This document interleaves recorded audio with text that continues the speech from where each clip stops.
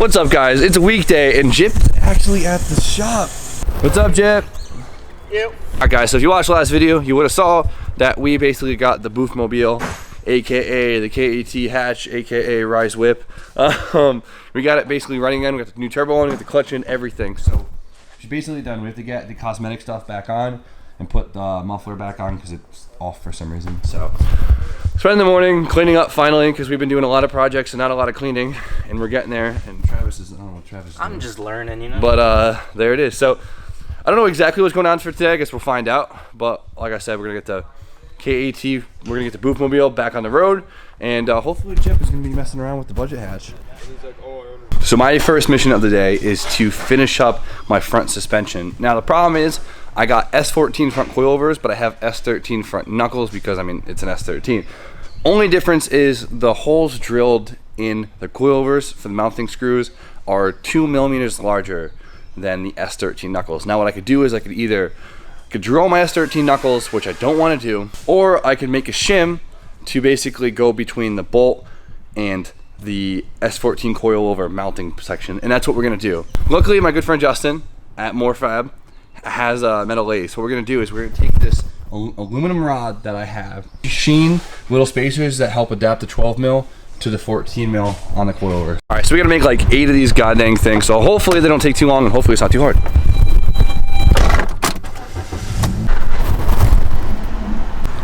All right, guys. So we got Justin out here putting the lathe to work. We're gonna try and make something work.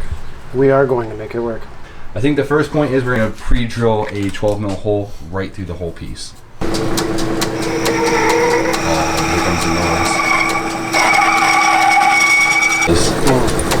Look at this. I think we got the pre-drill done. Now it's time to start cutting into the aluminum.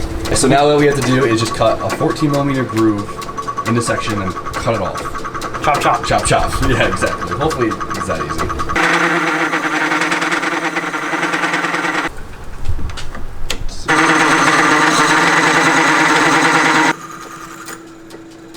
As you can see, this piece will just slip into the coilover, and then now I'll have a smaller hole for my 12 millimeter bolt to seat the piece correctly.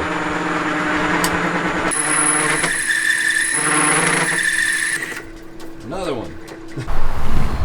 There it is. Voila. Dude, this looks so legit. You eyeballed this gapping too, and they're all like perfect. Yeah. That's so awesome. Well, there it is, guys. All your custom needs come to MoreFab. So of course I'll put his Instagram and YouTube channel below. Make sure to check it out if you guys need anything, especially if you're in CT. Sweet. Come down and get it done. Yeah, we'll get it done. Look how that was so quick and easy. Oh yeah, 8 of them. All right, let's get the S13 back together. Sweet. Mobile has fenders, it has a hood, and it's outside. Does it have a muffler? Yes. It's got a muffler. Hopefully she hits. Like a top. What is that? Shims from our coilovers. Fancy, right? Those are fancy. Damn. Alright guys, let me now show you what the hell I've been rambling on about for the past however minutes. So, as you can see, that hole is quite large, and the bolt's quite small. So, there's a lot of play, which will mess up my alignment. We have our shouldered washers that Justin just made for me. That will literally pop right in. Wow, that popped in perfectly. Put that one in. Nice snug fit. And now it's tight. Here we go. So I gotta do that for the lowers and on that side, and we're good now. And I won't have this play anymore.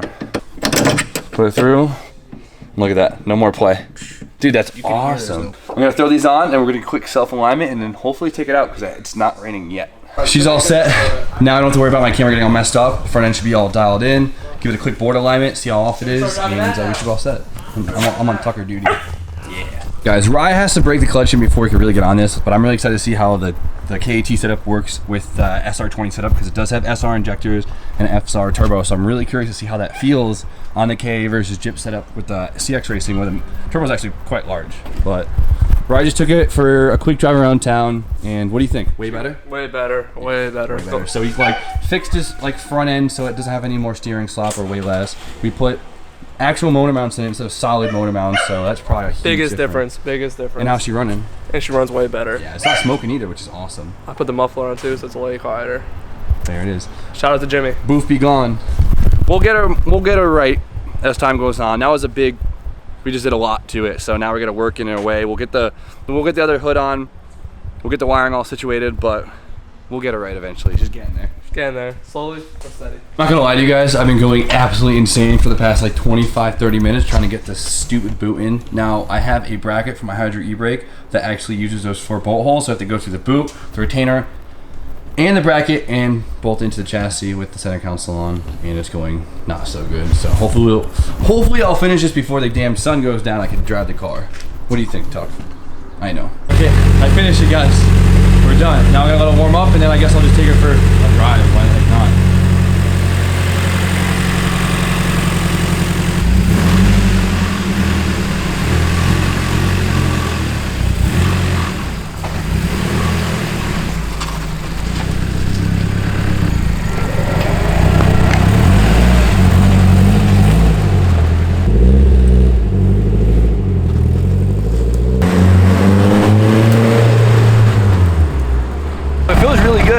It's so weird because I put the rear diff in, so like I could totally drift in third. Like I'm so excited to.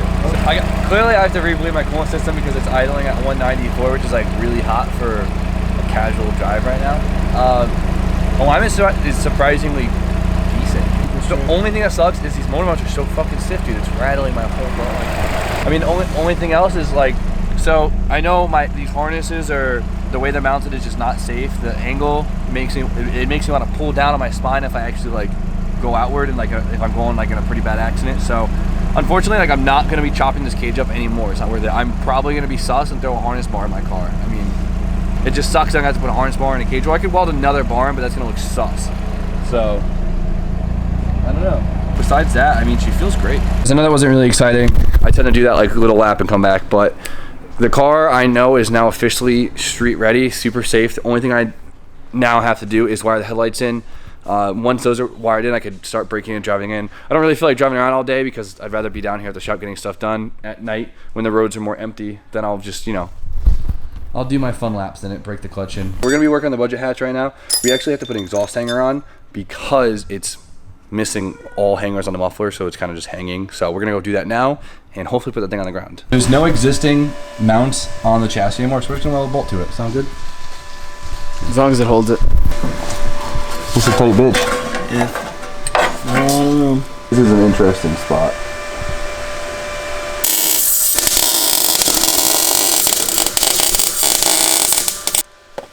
That's what it sounds like when you're welding to rust.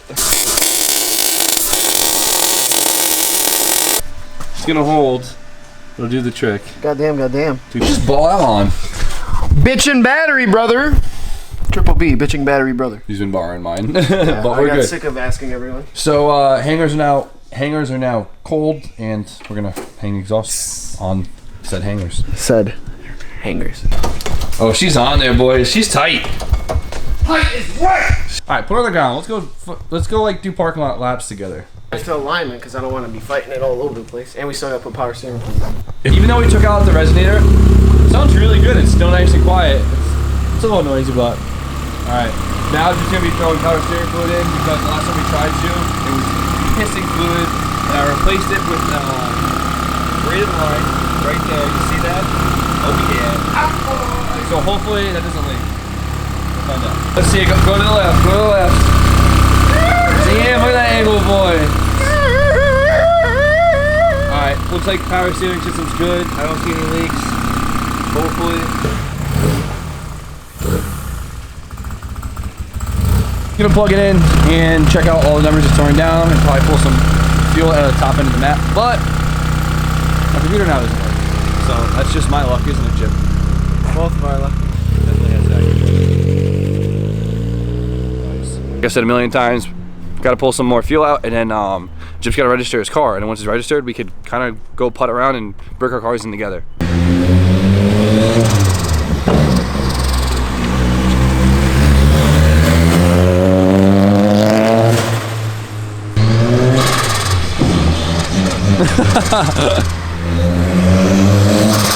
That is nuts.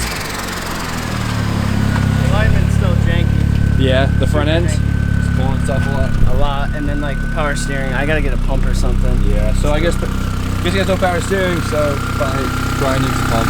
That's what's nice about buying used parts, but you never know. And add it to the list. You happy? I'm happy. Dude, once it like starts getting into boost, it's like, I can't wait to actually find it. Well, you overheat it? I guess it's coolant. I don't know. I don't have temperature. Yeah. What coolant line did you blow? Danger to manifold. It's alright. Just a little messy. When did that happen? Around the corner? As I was turning around, I was like, oh, let's see. I'll do one more pull it in, and poof, I'm like, ah. Oh, well. It's probably, there's a few like coolant channels underneath that are just like capped, and fuck this intake. we used I didn't use good caps, so they probably blew in. What popped is exactly what I thought popped. Right there. Do you see that little white piece? That is a vacuum cap, not a coolant cap, and that was my fault. But I had the coolant cap, so once it cools down, we're gonna put a new one on, and then I mean we needed to bleed the coolant system anyways, so I guess we'll just do it again. So guys, I just spent forever trying to re-bleed my coolant system. I found out my thermostat is just bad. That really sucks. Now I gotta drain all my coolant, do all that, but not the end of the world. If that's my big issue, screw it. We're trying to replace this cap still. We just can't find a hose clamp. Just found it. You found it? Hey. Well guys, my cars are finally all back together. Saturn's outside. The Saturn's a bastard child, but let's go get pizza and go to Haggard's. Pizza. Measure 2. We out of here. Peace out. Have a good night. See you tomorrow morning. So I'm actually heading over to Haggard Garages Bay because my buddy Damien, who's been building his LSZ, he actually kind of like ripped all the wiring out of his car. So he ended up getting basically a hot rod universal harness to throw in as a chassis harness, so we could basically have, oh, that's a lot of cops. So, wow, there's more cops. Okay, so basically what it'll do is allow him to have all his street functions and everything he needs to make the car run, start, and have his blinkers and brake lights and stuff like that, all in one fuse box. Basically, it comes with its own fuse box and a bunch of wires, and it's like a DIY chassis harness. So I'll show you guys in a second when we get there, and I'll quit rambling on, but here we go. Oh shit, my bad, Nick. Where's this harness? What up, homie? Which one? There's two that we have to merge. It's gonna be a fun time. He has a universal Mega Squirt engine harness, right? Yes. And then we have a universal chassis harness that's meant for like old school hot rods, Beetles, and stuff like that, to allow, oh here it is, look at this thing. So these things are actually really cool. You can get these on eBay. It has a bunch, it has all the relays and fuses built into one panel, and everything is actually labeled on it, on the wires. They'll say exactly what it is, and you just wire it straight out to what you need. So universal harness that we gotta do a lot of work to make it work. I'm pulling all the loom out to see what we have, what lengths we have, and where it needs to start to go, because I don't know what's actually going on right now. So we're gonna be familiar with the harness and then figure out where to put it. There's a lot to take in. There's a lot we gotta do, mainly just because we have two universal harnesses and no factory harness to go through. If we were to wire everything onto a switchboard, it probably would be like easier, I guess, because we just run each of these to a switch and then switch to the actual function.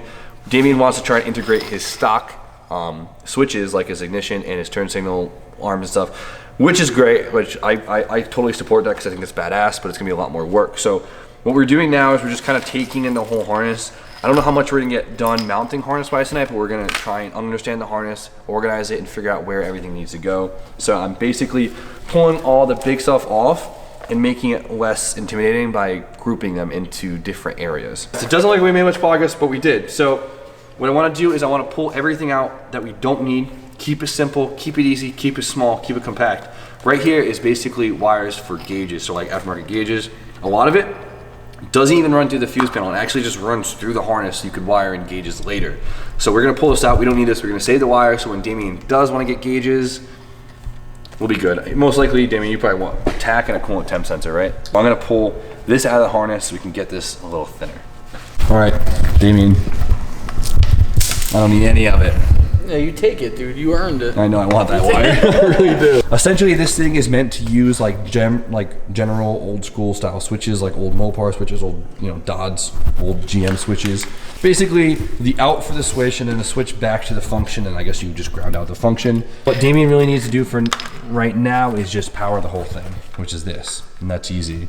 He's gonna put power to the whole circuit with this thicker gauge wire, and then we're gonna go and work one function by one function. I think the first thing he wants though is just ignition, just starter signal. Like ignition, fuel pump, just the basic stuff. So what's nice about the Mega Squirt, which also kind of throws me off, is it does have some of the functions built into it. So this actually has a fuel pump relay built in, and it also has a fan relay built in.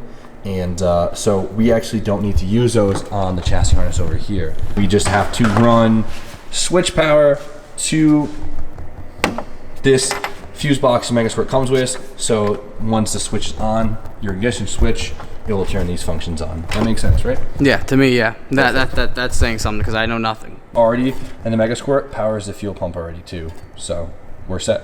We're about to call it a night, but I want to do a full send on this, and so I cut his factory wire harness.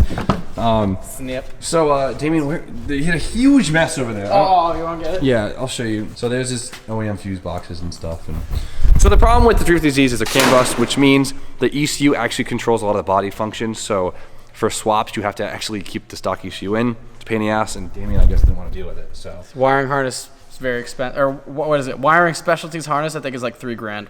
The CAN bus wiring harness for the LS. Oh, yeah. Okay, never mind then. All right, so a big chunk of the harness went basically to all the functions behind the cabin, which means brake lights, speakers, hatch opening, everything, behind you. And I just cut it. So now we have all the wires that run into the back. And Nissan is very, very good at keeping their colors consistent. So we can basically go and look at the pigtails in the rear and then match the color up front. We know what system it goes to. So we can basically utilize the factory wiring and not have to run a shit ton of wires through everything else.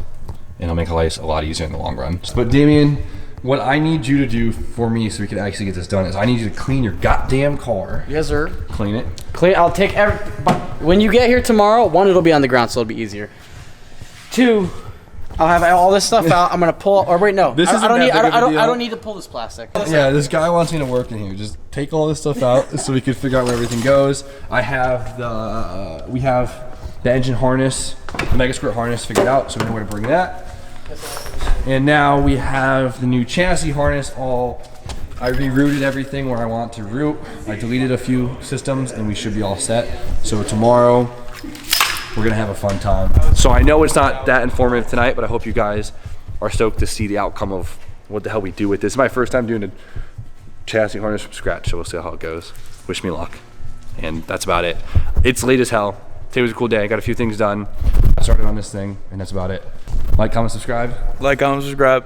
Smash that like button, brother. Notification bell. YouTube's algorithms, dick. Notification, damn it. All right, guys. Have a great night.